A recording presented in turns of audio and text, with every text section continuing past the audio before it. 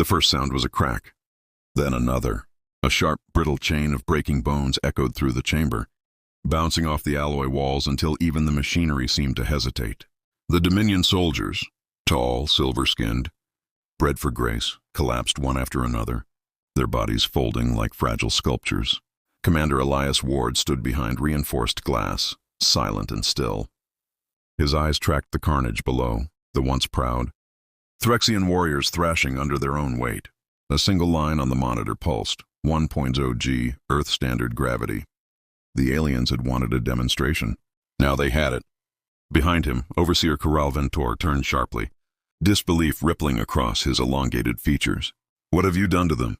he demanded, his translator orb distorting the words into sharp, metallic tones. Elias didn't move. "Nothing," he said quietly. "That's just gravity." Corral's jaw tightened. Impossible. No organism functions under such oppressive force. Elias's gaze didn't waver. "Funny, we call it home." The Overseer hissed in frustration, his thin fingers twitching against his robes. Around them, aides scrambled to shut down the test, alarms flickering red. The last Threxian soldier let out a gurgling cry as his body gave in, the weight of a single Earth pulling him down to stillness. Elias turned away from the glass. The sound would stay with him, another reminder of how little the galaxy understood. Earth. 48 hours earlier. When Elias first woke, the silence was unbearable. No engine hum, no chatter from his squad, just sterile air and the low vibration of machinery somewhere, deep beneath the metal floor. The room was white, too bright, edges rounded like a medical pod. He tried to move. Magnetic restraints pinned his arms. A voice spoke, smooth and layered. "Human, you are conscious. Good." Elias blinked. The voice came from a hovering sphere, an alien drone, its surface rippling with holographic runes. "Where's my team?" "They are alive. For now." The restraint disengaged. Elias sat up slowly, muscles stiff from sedation. Beyond the transparent wall, he saw more cells. Inside one, Sergeant Vega pressed a hand to the glass, mouthing something untranslatable through the barrier. Two other Terran Marines occupied nearby chambers, Private Lynn and Corporal Reyes, both alert, both watching. A door hissed open. Overseer Corral entered like a man accustomed to being obeyed. His body was tall and angular, skin a pale metallic blue that reflected the cold light of the room. 3 silver rings floated around his head, each humming faintly with energy, ornamental or functional, Elias couldn't tell. "Commander Elias Ward," Corral began, voice heavy with accent but fluent. "Your presence is valuable to the Dominion. You will assist in our study." "Study of what?" Elias asked. "Your biology," Corral said simply. "Your endurance, the limits of your physiology. We are curious how a species from such a brutal—" Elias didn't smile. "We survive because we have to." "Why am I here?" Corral approached the glass. "Project Gravitas, a comparative endurance analysis. We will expose Dominion and human soldiers to varying gravity conditions. The data will prove superiority. Yours, I assume." Corral's expression shifted, a flicker of amusement. "Naturally, the Threxian Dominion has evolved beyond primitive burdens like mass and strain. Our bodies are optimized for balance and intellect. Yours, by contrast, are built to suffer." "Built to survive," Elias corrected. The Overseer turned, his long coat sweeping behind him. "We shall see." Later in the containment area, Vega leaned close to the glass. "You buy any of this, sir? Sounds like a science fair gone wrong." Elias studied the observation deck beyond. Dozens of alien technicians moved with mechanical precision, preparing instruments, calibrating pressure suits, loading simulation data. Their motions betrayed confidence, no fear, no hesitation. "They don't understand what they're testing," Elias murmured. Vega frowned. "Gravity's gravity. What's there to test?" "Perspective," Elias said. "They live on worlds with half our pull. They've never felt what we carry every second. Guess they're about to." Hours passed in clinical silence. Through the transparent wall, Elias watched Dominion soldiers file into the gravity chamber. Each stood tall, slender, perfectly symmetrical. Their armor gleamed like liquid chrome. Corral addressed them from the control dais. "Simulation begins at Earth standard gravitational constant. Record neural and muscular responses." Elias's stomach tightened. He'd seen what a high-G environment did to humans, but this was different.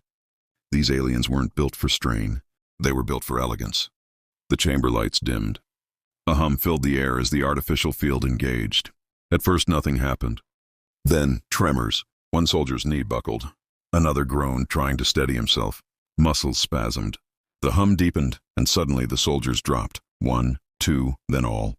A sound like wet sticks breaking filled the air. "Stop the simulation," one of the aides cried. Corral stared in horror as his troops writhed, armor grinding against the floor. "This cannot be Earth gravity." "You are lying." Elias watched impassively. "That's the real number," he said. The overseer turned, eyes blazing. "Your planet breeds monsters." "No," Elias replied. "It breeds survivors." For a long moment, no one spoke. Only the machines beeped, registering catastrophic biological failure. Elias turned to Vega through the glass. "Remember boot camp on Luna?" Vega nodded grimly. "At least we didn't snap like twigs." After the remains were cleared, the air aboard Varketh Prime felt heavier. The Threxians moved with less arrogance, their steps slower. The humans could sense it, fear creeping through the pristine corridors. That night, or whatever passed for night under. The next morning, the lights inside the Dominion Research Complex burned brighter than usual, clinical, merciless and cold. Commander Elias Ward could feel their scrutiny.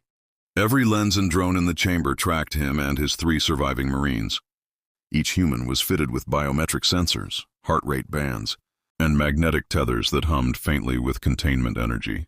The aliens stood outside the transparent barrier, motionless in anticipation. Overseer Corral watched from the control dais, his expression colder than the steel beneath his boots. "Begin Phase 2, he ordered.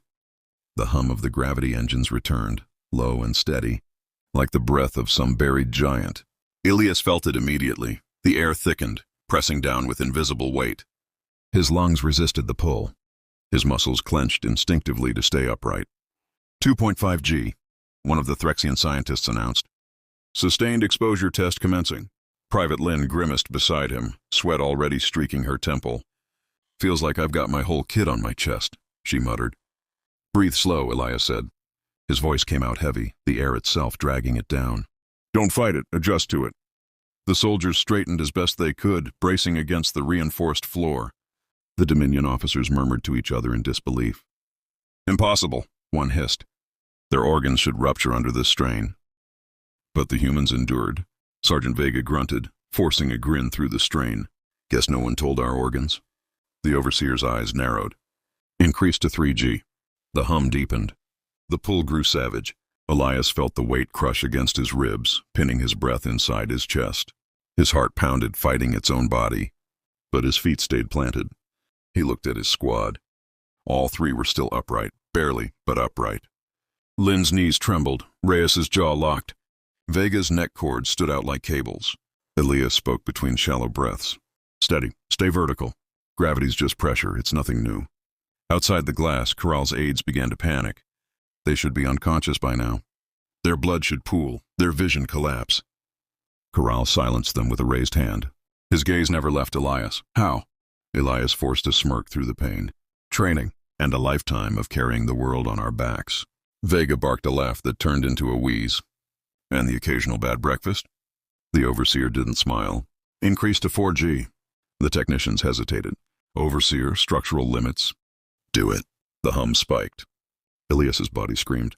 His vision narrowed, his pulse thundered. Bones creaked under stress. Every movement felt like lifting mountains. Lynn collapsed to one knee, gasping, but she didn't quit. Vega stumbled forward, bracing on one arm. Reyes's nose bled freely, droplets hanging in the dense air before sinking to the floor. "Sir," Vega croaked. "Permission to—" "Denied," Elias rasped. "We stand." His aide approached cautiously. "Overseer, shall we record the results as anomaly?" Corral didn't answer. He watched as Elias, battered and bloodied, still refused to kneel. "No," he murmured. "Record it as warning." The aide hesitated. "Warning, Overseer?" Corral turned. If a world breeds such endurance naturally, what kind of monsters would it create deliberately? Inside the human quarters, the lights dimmed to mimic rest cycle. Lynn had fallen asleep sitting upright. Vega snored softly, his breathing uneven. Reyes sat against the wall, staring at nothing. Elias remained awake. His body ached with every heartbeat, but his mind ran sharp and cold. Somewhere beyond those walls, the Dominion would already be dissecting their data, recalibrating for the next test. He touched the comm-link chip embedded behind his ear, a leftover from his ship.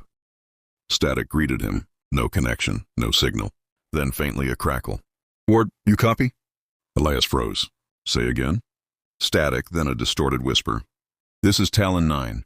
We've got trace telemetry from your beacon. Sit tight. Extraction window. 72 hours. The transmission died before he could respond. He sat in silence, pulse quickening. Help was coming, but 72 hours under Dominion control was an eternity. "Sir?" Vega stirred, blinking. "You good?"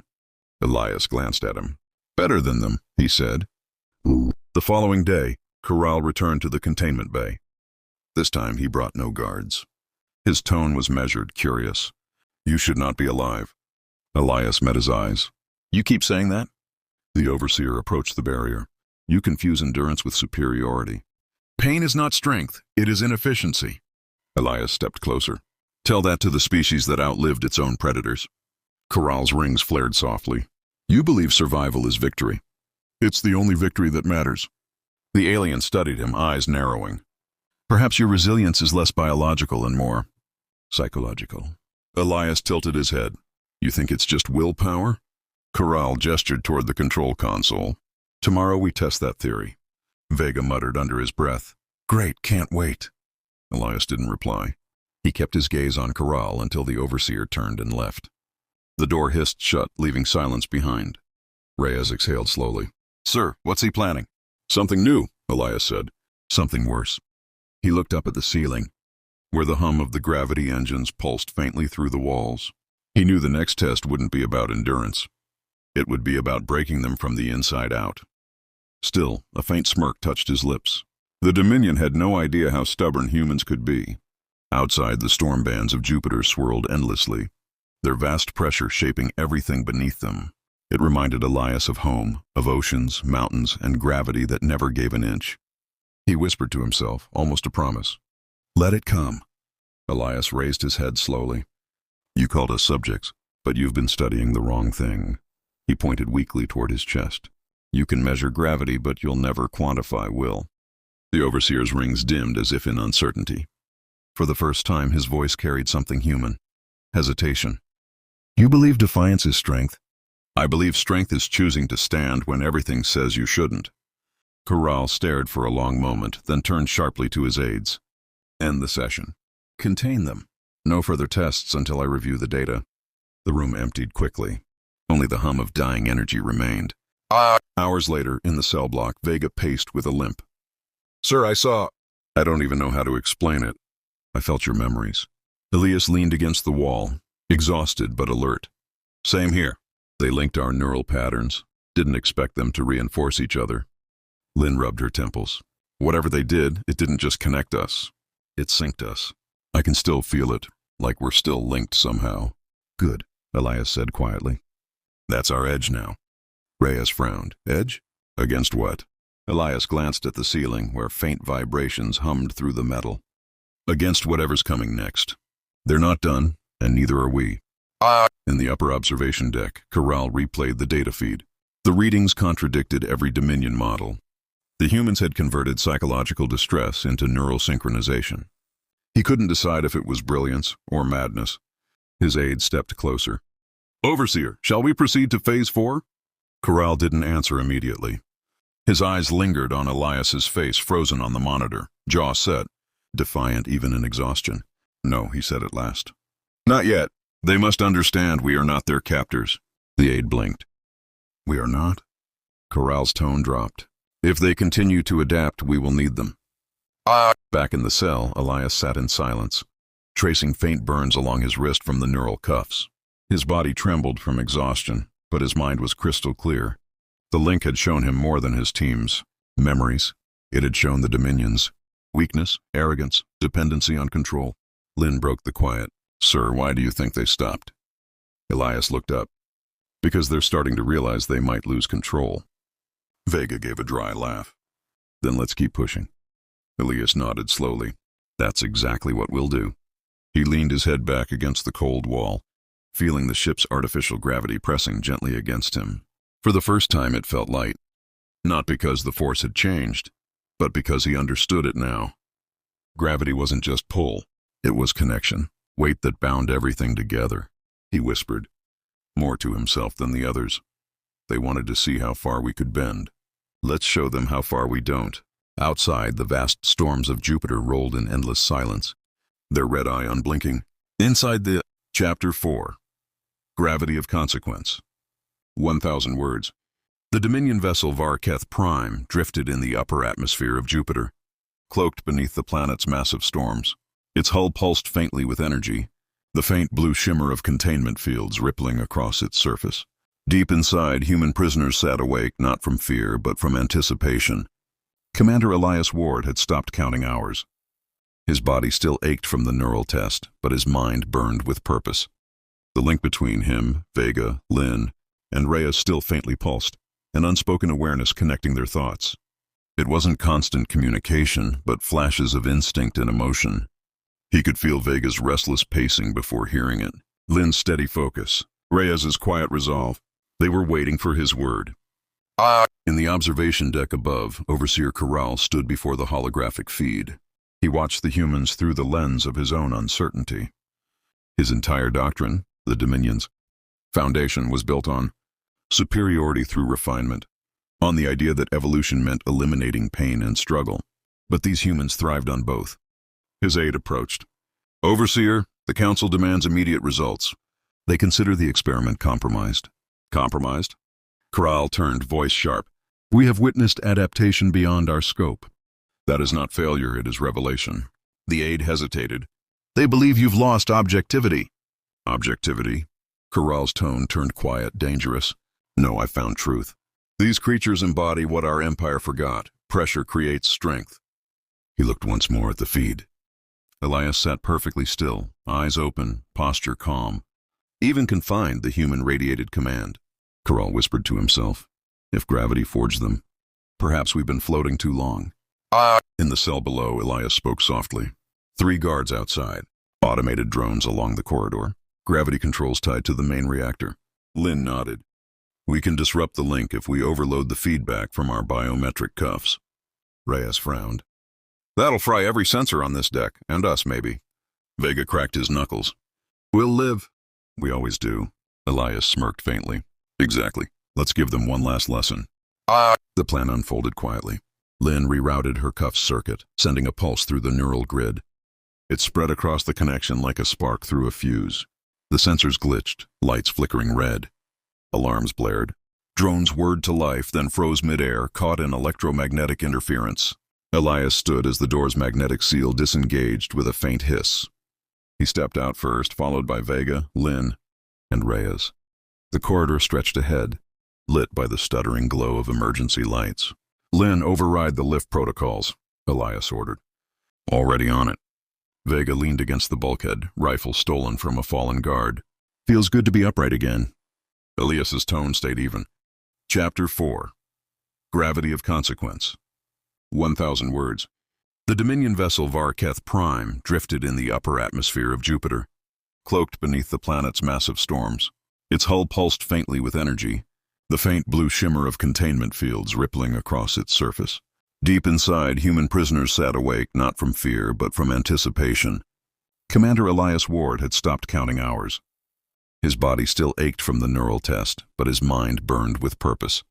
The link between him, Vega, Lynn, and Reyes still faintly pulsed, an unspoken awareness connecting their thoughts. It wasn't constant communication, but flashes of instinct and emotion. He could feel Vega's restless pacing before hearing it, Lynn's steady focus, Reyes's quiet resolve. They were waiting for his word. In the observation deck above, Overseer Corral stood before the holographic feed. He watched the humans through the lens of his own uncertainty. His entire doctrine, the Dominion's foundation, was built on superiority through refinement, on the idea that evolution meant eliminating pain and struggle. But these humans thrived on both. His aide approached. Overseer, the Council demands immediate results. They consider the experiment compromised. Compromised? Corral turned, voice sharp. We have witnessed adaptation beyond our scope. That is not failure, it is revelation. The aide hesitated. They believe you've lost objectivity. Objectivity? Corral's tone turned quiet, dangerous. No, I found truth. These creatures embody what our empire forgot. Pressure creates strength. He looked once more at the feed. Elias sat perfectly still, eyes open, posture calm. Even confined, the human radiated command. Corral whispered to himself. If gravity forged them, perhaps we've been floating too long. In the cell below, Elias spoke softly. 3 guards outside. Automated drones along the corridor. Gravity controls tied to the main reactor. Lynn nodded. We can disrupt the link if we overload the feedback from our biometric cuffs. Reyes frowned. That'll fry every sensor on this deck, and us maybe. Vega cracked his knuckles. We'll live. We always do. Elias smirked faintly. Exactly. Let's give them one last lesson. The plan unfolded quietly. Lynn rerouted her cuff's circuit, sending a pulse through the neural grid. It spread across the connection like a spark through a fuse. The sensors glitched, lights flickering red. Alarms blared. Drones whirred to life, then froze midair, caught in electromagnetic interference. Elias stood as the door's magnetic seal disengaged with a faint hiss. He stepped out first, followed by Vega, Lynn, and Reyes. The corridor stretched ahead, lit by the stuttering glow of emergency lights. Lynn, override the lift protocols, Elias ordered. Already on it. Vega leaned against the bulkhead, rifle stolen from a fallen guard. Feels good to be upright again. Elias's tone stayed even. Elias's tone was calm. We'd risk ourselves to keep our freedom. The ship shuddered as the reactor fluctuated. Warning lights bathed the room in crimson. Lynn worked rapidly on a console, rerouting power lines. Sir, she said. 10 seconds to overload. Corral's voice hardened. You think you can defy the Dominion and survive? Your gravity is a curse. It binds you to suffering. Elias stepped closer. And that's why we endure. You float above consequence, we live inside it. The hum deepened. The reactor ring began to fracture, streaks of blue light twisting outward. Corral looked at Elias one last time. If you do this, you doom us both. Elias nodded. Then we fall together. He slammed the final switch. The explosion didn't sound like fire. It sounded like pressure released. From the heart of a planet, the ship convulsed as the artificial gravity field collapsed. For a brief moment, weight vanished. Everything suspended in perfect stillness. Then gravity reversed. The Dominion vessel spiraled downward into Jupiter's upper atmosphere, its systems tearing apart under strain. Lightning split the clouds as debris scattered into the storms below. Inside the chaos, Elias and his team were thrown against bulkheads, tumbling through corridors that twisted in impossible directions. Vega shouted through the comm, Sir, the core's collapsing! Stay together. Elias yelled. Ride the fall. Lynn clung to the nearest rail, sparks raining down around her. We're losing altitude fast, no control. Reyes, bleeding from a cut above his eye, grinned grimly. Guess we're giving them one hell of a gravity test. The ship split open with a roar, light flooding the corridor. Elias grabbed Vega's arm and pulled him through the breach. The 4 of them launched into open air as the Varketh. Prime tore itself apart behind them. Their descent was violent. Jupiter's storms clawed at them like living things. Elias's vision blurred with heat and static, but through the chaos, he saw a faint glimmer above, a Terran rescue craft breaking through the clouds.